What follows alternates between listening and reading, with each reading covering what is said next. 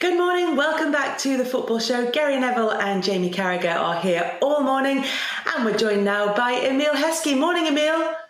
Good morning, how are you doing? All very well. Now, you've got a new book out, which is called Even Heskey Scored. So tell me a bit about the story behind the title. Yeah, obviously it's to do with the 5-1 game, the England game, the special game. So yeah, it's the chant that goes on with the fans. So I thought I'd take that back and use it for my book. It was great. It was great going through the book and going through my career. I never really looked back at what happened during my career or what I did, what I achieved. So it was nice to actually do that. And it's a tongue-in-cheek song that's sung by the England fans. But when you have had the chance to look back on your career and take that time to reflect, do you think maybe people did underestimate you? No, I don't. The thing is, I think the fans appreciated what I did. I think the players really did appreciate what I brought to the game. I wouldn't have played till 38. So yeah, I think they did. It's just a select number of people that possibly didn't until I'd gone. Emile, there was something you'd done a couple of days ago. I think you did something with Michael. I think it was in a paper, and I had a good read of that. Is that something that you look back on? You've just seen that your appearances there, 744 games, an amazing total. Was he the number one sort of partner for you, and why did that work between the two of you? Yeah, it definitely was. The thing is that we started playing together at England under 18s, and it just clicked. You get that chemistry with someone, that telepathy with someone that anything you do, he knows what you want, what you're going to do. Anything he does, I know where I need to be, and it just clicked so well. And it's funny because that first game, one of the first games that we played against was France, and Gerald Houllier was the manager of France, and then it just went on from there, escalated from there, and with the national team and with Liverpool, and it was so easy playing with Michael. Emile, you mentioned starting that partnership at under 18 level. Was there a reason why it never started at under a 16 level? It's because of you, Carra.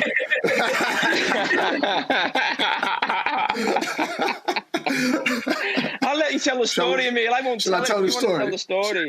Shall I tell the story? Okay, under 16s. It's funny because I never went to Lily Shaw or anything like that. So I ended up having a trial and then playing in the Euros. But I was on the bench to a superb centre forward who was really good at holding the ball up and bringing people in the way that I usually do. And his name was Jamie Carragher. Yeah, there you go. James Carragher then. James Carragher. Okay, there you go. No, but Emile, that was the first time I'd obviously met up there, and you'd come in. You was a striker. I was one of the strikers with Andy Ducrow at the time. But I just remember being on that trip because it was mainly Lily Shaw lads and 4 or 5 lads who'd come from outside. And I couldn't, after the month's tournament, I still didn't know what your voice was like. I didn't hear you once. You never spoke to me. And that was me through and through. And I even put that in my book, don't I? So it's me through and through. And I really did express myself on the pitch more than anywhere else. I've obviously come out of that now, but back was then, that the opposite? I'll let you tell that. But it was just me. I really did express myself through sport. I loved cricket. Well, I didn't love cricket. I actually had to play cricket because of my parents. I loved athletics. I loved football. But yeah, I expressed myself through sports. Emile, I'm just actually thinking which is the most brutal song. Even Heskey scored, or if the Nevilles can play for England, so can I.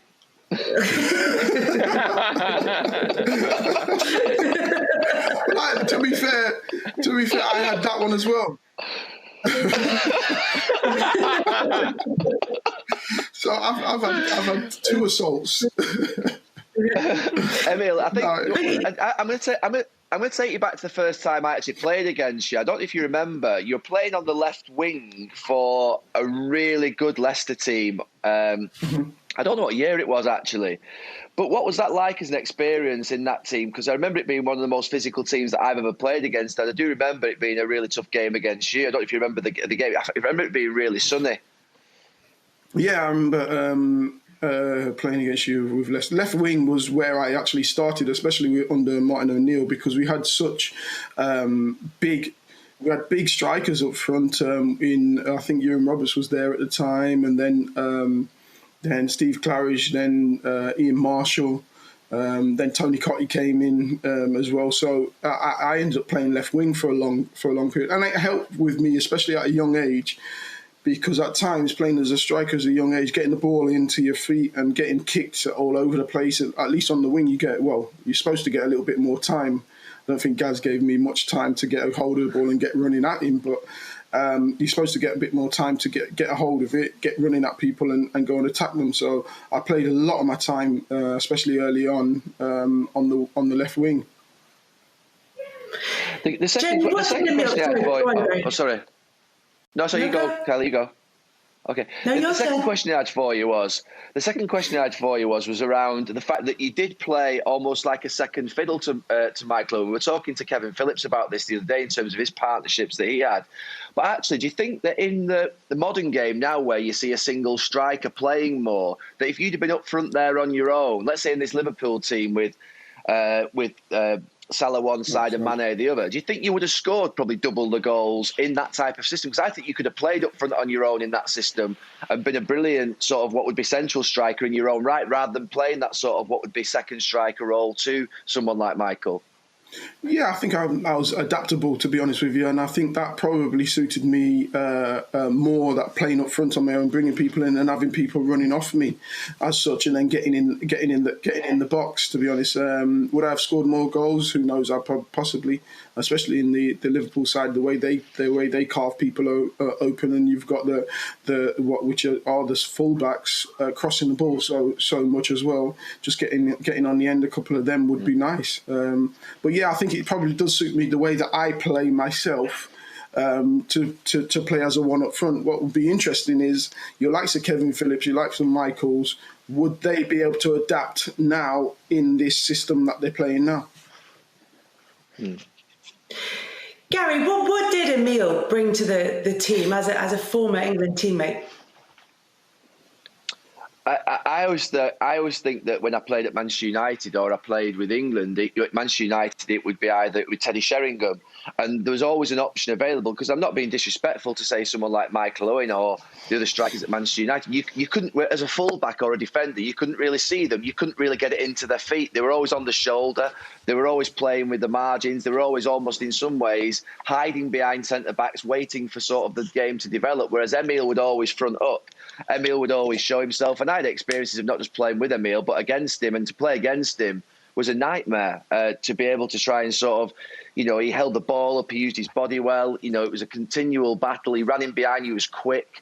And like you say, I think a lot of the sort of joy that Michael will have had, Michael's spoken about this a lot in terms of this, the sort of tributes that he's paid to Emile in terms of his being his best partner. And from playing with him, I don't think that we would have been anywhere near as good an England team. But I think it's interesting that, he played second fiddle to Michael in terms of goals and did a lot of the running that Michael sort of wouldn't do. But I actually think if in today's game, if you look at the way that City play, the way in which Liverpool play with the sort of one-up, I think Emile would have actually thrived today in sort of as a central striker role, with the way in which the striker's now running behind you sort of out to win. I think it would have suited him even more. And that relationship with Michael Owen, that England career, Emile, 62 caps for England, brings us very nicely back to where we started, which is that 5-1 win against Germany. What a special occasion, what a special game to be part of. Yeah, it was. It wasn't an easy game. Obviously, it was an important game. It was Sven's first international game, competitive international game. It was the first time meeting them since we lost against them at the old Wembley. Didi Hamann free kick, and it was. I think they'd gone 60 plus games unbeaten on home soil. So, and then you go 1-0 down after 8 minutes. So it wasn't the easiest of games, but I think we scored goals at critical times. I think our second goal was just before half time. So you're going in and you've got a mental thing over them now. There's important times during games. It's the first 5 minutes of a game, the 5 minutes just before half time, the 5 minutes just after half time, and then the 5 minutes at the end of the game. They're the ones where your concentrations have to be at its height.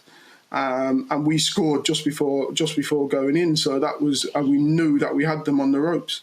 And everything just clicked for us, when balls were dropping, Stevie's intercepted the ball and then just slid Michael in. And everything just clicked for us really, really well. So it was just a fabulous night. The funny thing is we never got to really celebrate or anything like that because we had another game. That's the thing, you have to sort of pick yourself up and go again. But when you look at that result, and even though you said it wasn't an easy game, the scoreline was so impressive and the performance was so impressive, do you think it started that whole unwanted golden generation tag? I think we had it before that, to be honest with you, and we had great players, and we would do a lot of the players, especially when you're looking at Man U and teams like that. They were winning the leagues and they were conquering Europe as well. So we had fabulous players. But I always say, and Carra will tell you, for our age, the French team is Trezeguet, Henry, Anelka, William Gallas, Silvestri, Ousmane Darboe, Willy Sagnol, and then you add Zidane, Vieira, Petit, Desailly, Lizarazu, and you can go on and on and on with them players, Pires, and who really had the golden generation. They were winning stuff, and we found qualification very easy, but it was the actual tournaments that we found very, very difficult. I think it's a really good point that the golden generation tag wasn't given to the golden generation by the golden generation, and Emile just mentioned the French team, and the Brazilians at the time had Rivaldo, obviously the Brazilian Ronaldo, Ronaldinho, they had Cafu, Roberto Carlos, they had amazing players, some of the best players of all time. So Kaká, you're talking about amazing players. So we were only golden in this country, and it was a tag given to us by people in this country. But actually, when you look and reflect upon the French and the Brazilians we just named there, then really it puts it into context. Definitely. But you've said, Gary, on this programme, actually, in the last couple of weeks, that some of the lowest points for you as a player were as an England player coming home from tournaments where you feel that you maybe should have done better. And you have nights like those ones against Germany, and then you go to the tournament and don't quite deliver what you hope to. Yeah, it's almost like it's such a big build-up to a tournament, so much emphasis on it, so much attention, and then you're home in 10 days, and obviously could be in disgrace at times with England over this last 25, 30. So it takes a lot out of you, and it emotionally affects you, and you feel really disappointed, and you feel like you've let everybody down. And at times, not just were you feeling like you let people down, there were members of our team that were ridiculed for it, and publicly ridiculed for it, and it was a real tough experience. You have to cope with it, you have to accept it, you're playing for England. But I think that they are the biggest disappointments going to the tournaments, and then that sort of, there's no warning sign. You feel confident, you feel you're going to win a game, and all of a sudden you're home, you're on that bus the day after, and you're like, what happened there? It's like, whereas in club football, you ordinarily have an opportunity to put it right. You have to wait 2 years. Did it feel like a group of players, Emile, that delivered on that promise, even in an environment, like you say, where there were other national teams who had that sort of their own golden generation, if you like? But even taking all that into account, was it a group of players who delivered what they should have done or could have done? Maybe. No, obviously not. Especially, I think the closest I came was 2002, But again, we come up against a very, very good Brazilian side, and I say like with Ronaldo, Rivaldo, and Ronaldinho, 3 Ballon d'Ors, but I didn't realise they had the Ballon d'Or on the bench as well in Carra. So we obviously had Michael, but I don't think Michael was fully fit that game anyway. And that was the closest we come. And there's so much pressure on us when we go into these tournaments, and that is a tough one as well, to deal with that pressure. And I remember going to the Euro 2000, I think it was, and that was tough in the sense that we would plaster all the negative newspapers all over the tables where everyone could see, and that's not motivation for some. For some it's motivation. For some it will make them shrink, and obviously we didn't do too well. Emile, though, when you've been writing your book and when you've been talking about all your different footballing experiences, what is the one that stands out for you? What's the one that still makes you smile now? Well, it's that one. It's the England game. It's the one I get stopped for everywhere in the world when it comes to England fans, and it's the one that everyone remembers exactly where they were when that game was being played. And you get some funny stories as well. I remember a guy coming up to me and he said that he was about 14 when the game was playing, and it was the best day of his life, and it was his birthday and everything.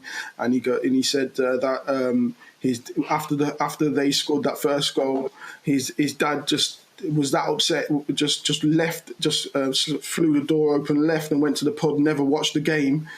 And then he called him up after and says, it was 5-1. He goes, I knew we was going to lose. He goes, no, we won. He went, I didn't watch it. He was gutted, when he had to watch it back on video. He gets funny stories like that all over. Yeah, exactly. And it's one of those games that people just remember. Football, though, coming back, we hope. Everything stays the same, and if everything continues to stay safe, we're going to see football on the 17th of June. Are you looking forward to it? 100%. I think once you've been in football the way that we have, all of us here, Kelly, you will 100% miss it, and I can't wait to see it back again. Obviously, it's not going to be the same spectacle that we're used to with no fans, but just seeing them back out there and enjoying themselves and playing again is just great. Emile, it's been lovely talking to you this morning. Thank you very much for joining us. Thank you for having me. Thank you, guys. Thanks, Sam. Thank you. Thanks, Emile.